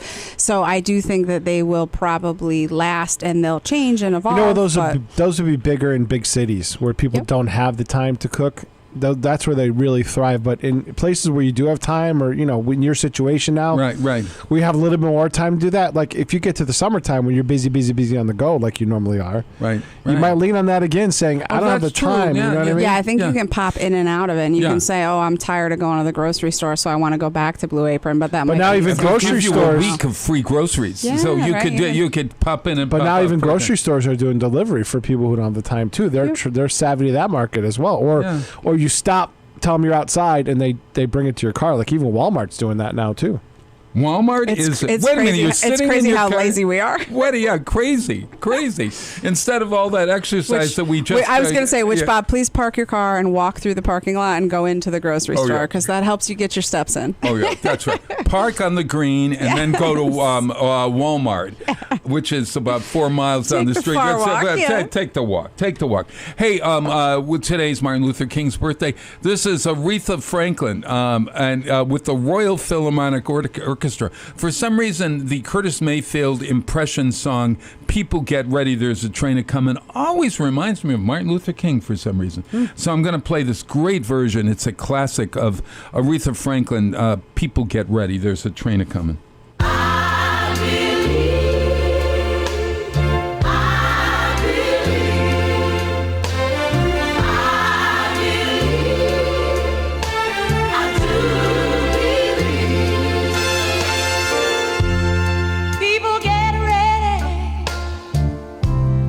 There's a train coming.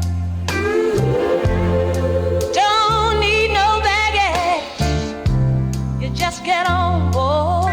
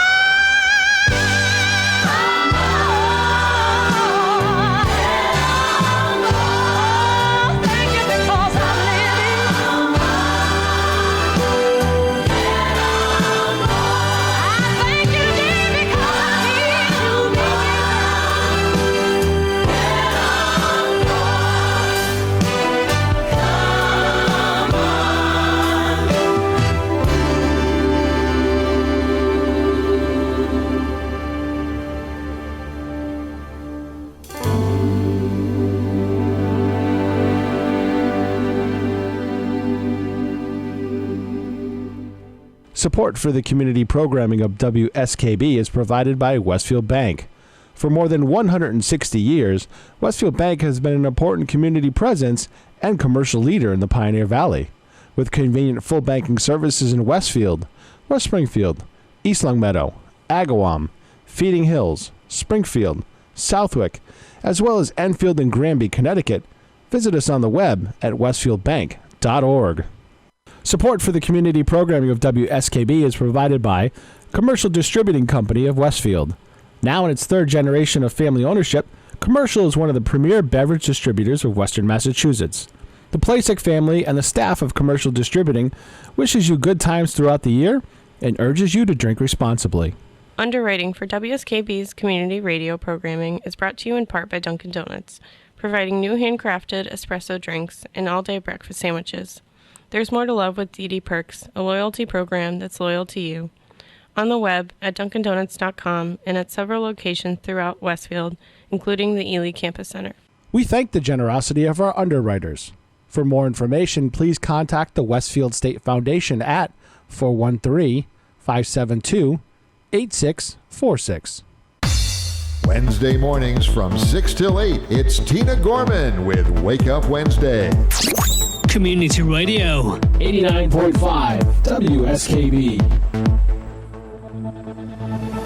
Live from the campus of Westfield State University, this is 89.5 FM WSKB Westfield. Wow, it's Tuesday morning, and it is 2019, everybody who's signing your checks today. And it is January 15th, which is Martin Luther King's birthday.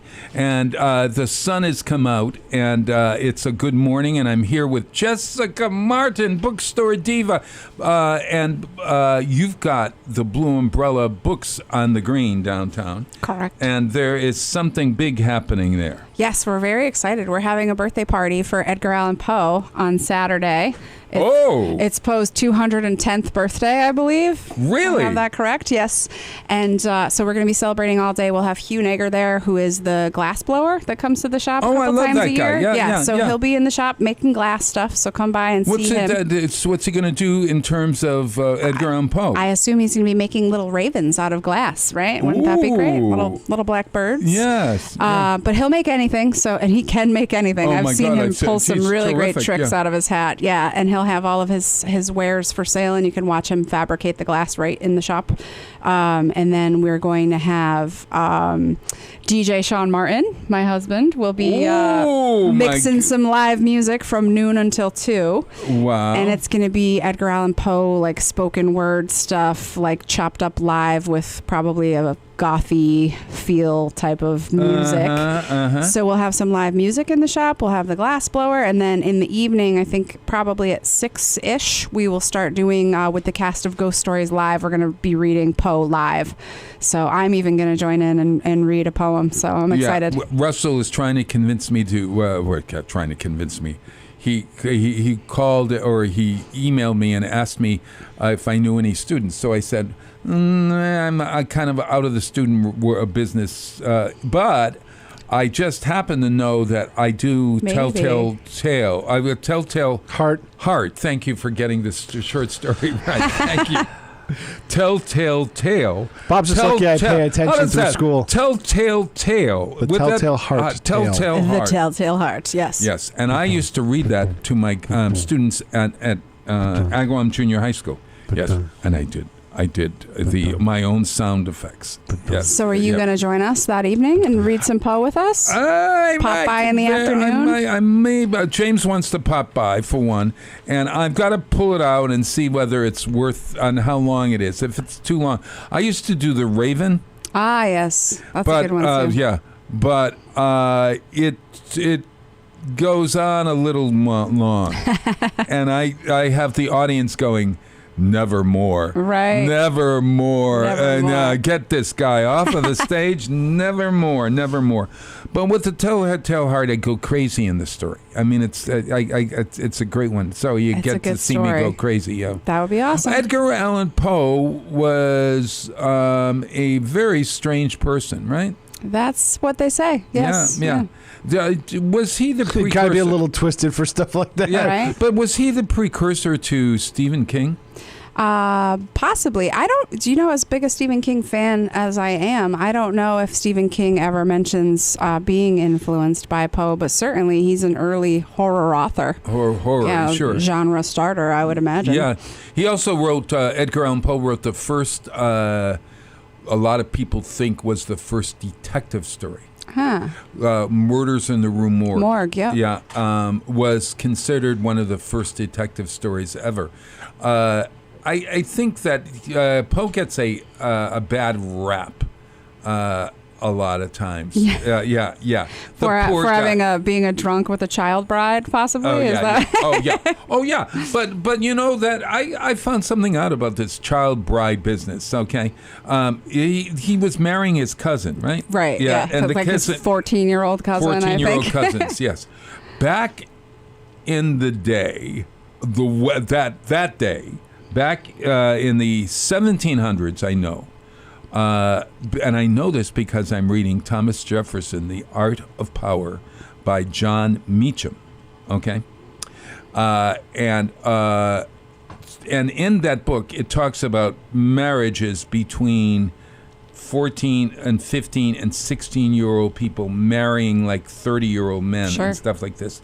Apparently, it was considered okay back then for some reason. Yes. Yeah. And, longer ago, it was certainly way more common. So, and to marry your cousin was not was okay. Yeah. Well, because most people didn't get very far away from where they were born and died. We frown on it now. But most people didn't get very far. Most people didn't get very far away from where they were born. Yeah.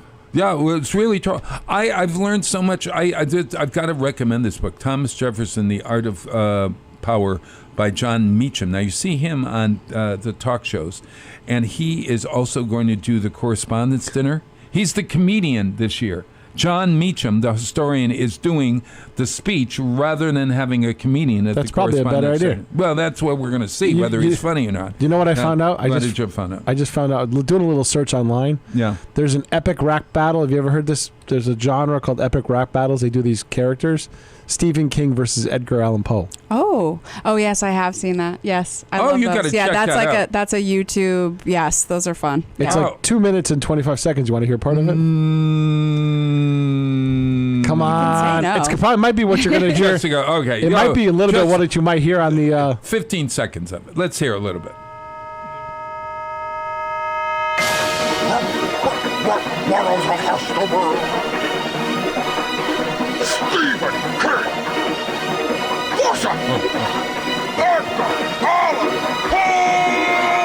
Once upon a midnight dreary, as I spend this weekend weary, I will choke this joker with a trochee till his cheeks are teary. But y'all don't hear me, all should fear me.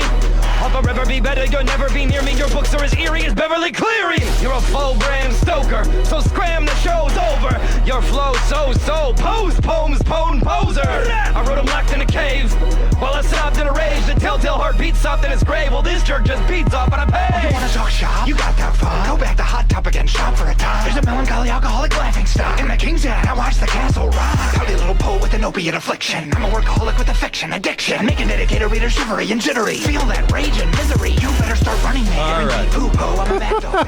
Unbelievable. And if you watch on YouTube, there's like, I'm sure, funny cartoonery going on. No, I think they do actors for this one. People. Yeah. It's funny. They're Epic battle. Yeah. Epic rap battles. There's a whole series of people up. Yeah, there's like people. Batman versus Superman. There's some really funny ones.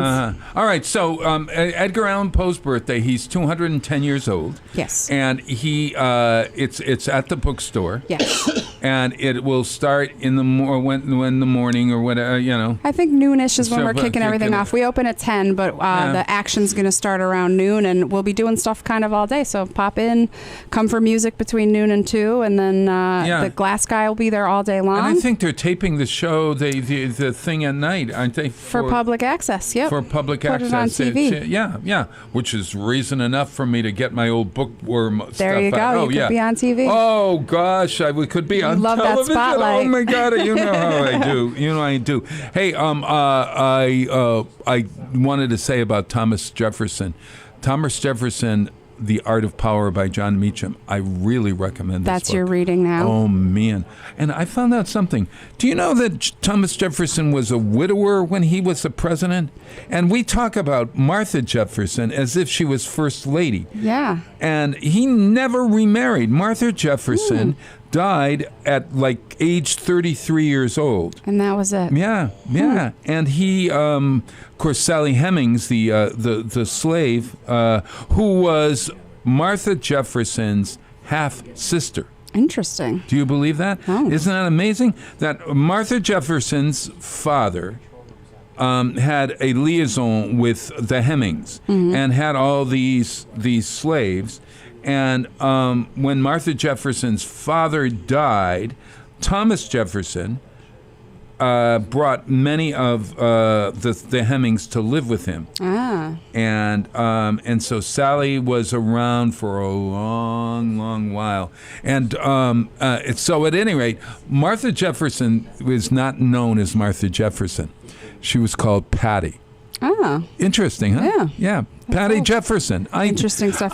You're still on that history binge, oh my too. God, I'm on that history. Well, I got a Frank Sinatra bio coming up. Okay. But I got a couple of short. What are you reading? So I was going to segue from the Edgar Allan Poe Child Bride thing because I'm currently reading Lolita.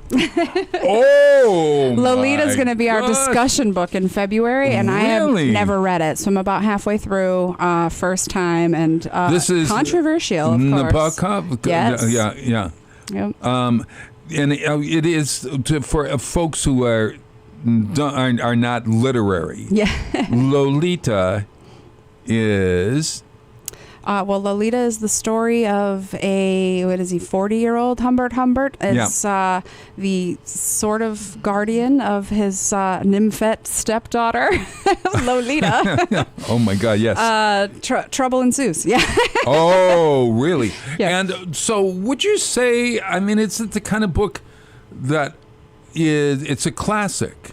Yeah, I think it's considered a classic. It is considered it's a classic. It's a famous book. Yeah. And that's actually why we picked it, because we try to, with our fiction discussion group at the store, we kind of try to alternate genres so everyone is reading outside of the box, and we read contemporary stuff and classics and But in the sci-fi. Me Too era, to have this 40-year-old going after his ward, the young girl, who also, is she a nymphomaniac? He uses the word nymphette to describe girls of this particular age that are just so alluring. So he obviously has a problem, and we might call it pedophilia. Yeah, right, yeah. But also, she is a preteen girl who is sort of mature for her age and is also kind of coming at him. So there's this weird, it's morally conflicting to read, and it's disturbing, and so it's one of those books where, and it's beautifully written, so that's hard too. Oh, he's a wonderful because writer. It's beautifully written,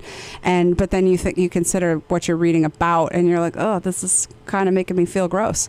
Yeah, I wondered if in the Me Too era that this book would sell. Which is, again, why we're going to discuss it. So I think it'll be a great discussion book in the current time. Yeah. Sure. When you think about books like Lolita, I think of Lady Chatterley's Lover, which was always considered, Oscar Wilde's, which was always considered, you can't, that's a terrible book.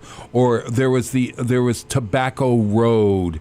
That was another book that had a lot of it's racy stuff. And then you get to that, what's the name? The Burroughs. Naked Lunch. By Bob Burroughs. James, is it not James Burroughs? That's he's a TV writer. What's the name of the guy? William Burroughs. I think James Burroughs is the guy that wrote Family Ties. Really kind of strange.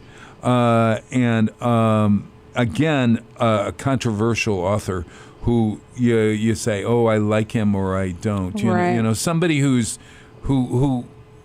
takes you to the edge. Is there somebody else? Is there a modern writer who like that? If you want to talk about like Me Too stuff in modern times, like one of the biggest things that's happened recently in books and reading is that 50 Shades of Grey, which is terrible, but it was a sensation.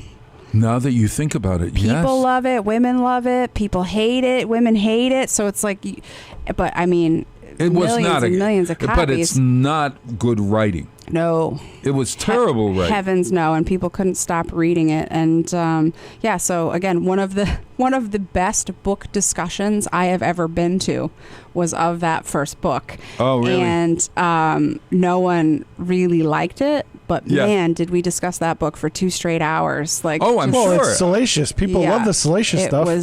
It was really incredible. Hence our current news coverage. How many talking points there are when you start discussing something like that. So I'm hoping for the same with Lolita. Yeah. Oh my gosh.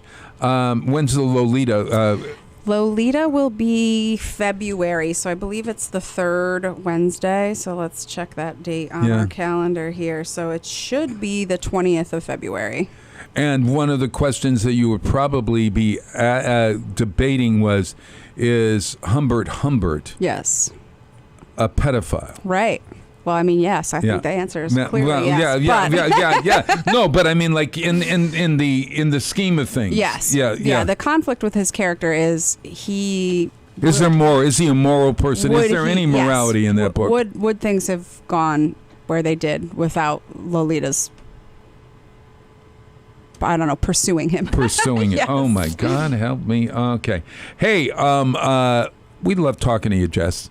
Thanks. Yeah. You've exercised this morning with me. I did. Thank Go you. chicken Got fat. that out go. of the way. We got it out of the way. And we are now fast approaching Ken Stomsky time, and it's 8:00. Everybody, we're going to see you in another month. That but sounds good. I'm going to play for you Sarah Jaraz. You know Sarah Jaraz? She's a really well-known singer, but this is her version of Edgar Allan Poe song poem that you're going to read this weekend I am at gonna Edgar read Allan this, Poe yes. at the Blue Umbrella Books down on the Green all Saturday, and then Saturday night 6 to 8. And you're going to tape it, I think, for WSKB. I think Russell is, I think. Oh, Yeah. Russell is going to. I'll pop in and out, but he does a good job. Yeah. So at any rate, hope to see you there. This is Annabelle Lee, Sarah Jaraz, and everybody. You get out there and volunteer, everybody. And happy Martin Luther King Day next week. And volunteer on that day. And read something else about Martin Luther King, or try to follow his lead. All right, everyone. See you next week.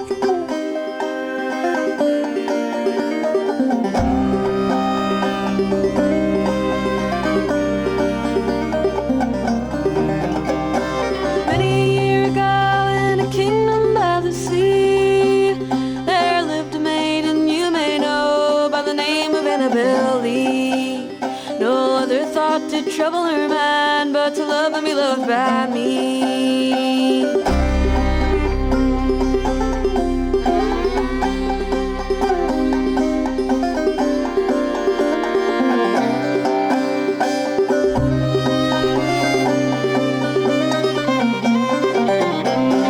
We were children both in this kingdom by the sea, but we loved with a love that was more than love. I am Annabelle Lee, with a love that the winged angels fly, coveted her and